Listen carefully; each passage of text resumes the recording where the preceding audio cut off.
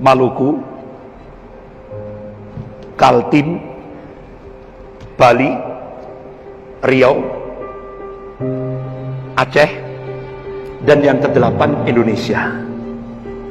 Dan ini rinciannya kita baru tahu di mana. Itu diungkap di Kuwait. Majalah Al-Mujtama terbit tahun 2002 kalau tidak salah itu. Rinciannya. Jadi kita cukup kaget. Jadi apa yang disampaikan oleh Panglima TNI yang dulu, Pak Jenderal Gatot Nurmantio. Jadi kan beliau di ILC TV One. Jadi beliau sampaikan Indonesia bagian timur itu Amerika, Indonesia bagian barat itu Cina.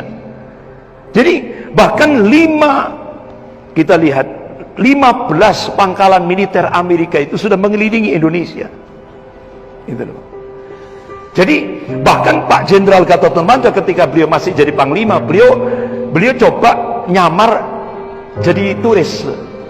Nyamarnya coba ke Darwin. Kaget beliau, Pak.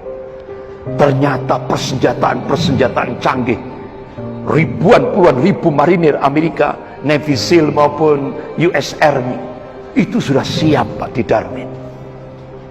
Makanya Bapak-bapak, Ibu yang dirahmati Allah, Indonesia ini benar-benar jadi rebutan oleh dua kekuatan adidaya ini. Apalagi Bapak-bapak, Ibu yang dirahmati Allah, apa yang diungkap oleh dua pakar intelijen dunia, dua pakar politik dunia, dua pakar ahli strategi perang dunia, yaitu Peter Warren dan August Cole, dalam sebuah novel fiksi ilmiah Cossplit itu kan fakta, bukan fiktif.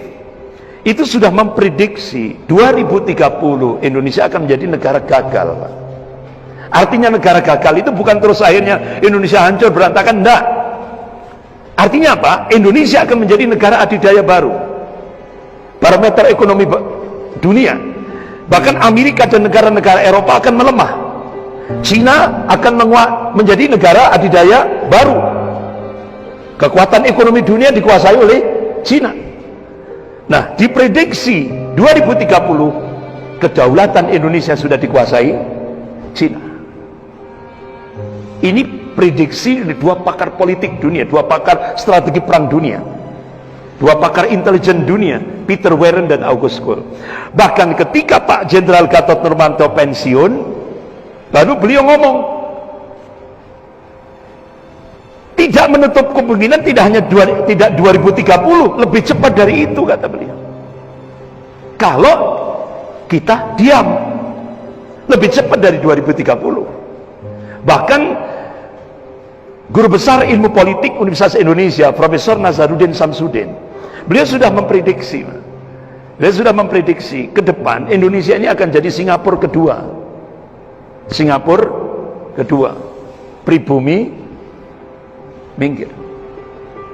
Nah ini, makanya Bapak-bapak, Ibu yang dirahmati Allah, itu yang harus coba umat Islam jangan buta politik. Nah, itu habis kita. Ya. Apa yang diingatkan oleh Rasulullah sallallahu alaihi wasallam?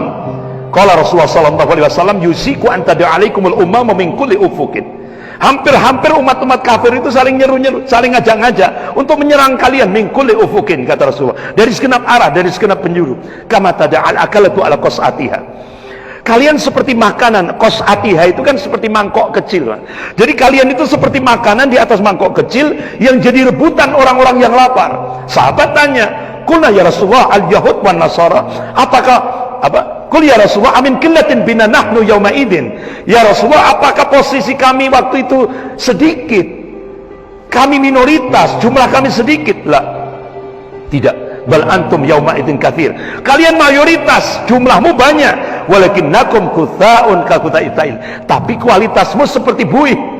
Nah, kualitas buih itu kan tidak punya prinsip, tidak punya jati tidak punya jati diri, mudah diombang-ambingkan.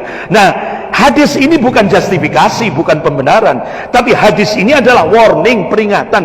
Jangan sampai umat Islam, lebih khusus di Indonesia, kualitasnya buih. Nah, kalau umat Islam di Indonesia ini kualitasnya seperti buih, nah, Rasulullah memberikan peringatan yang cukup keras. Wala yantazi'annallahu min suduri aduwakum al-mahabbata minkum. Sungguh Allah akan mencabut rasa takut dari hati orang-orang kafir itu. Kira-kira sudah terjadi tidak di Indonesia? Sudah, Pak.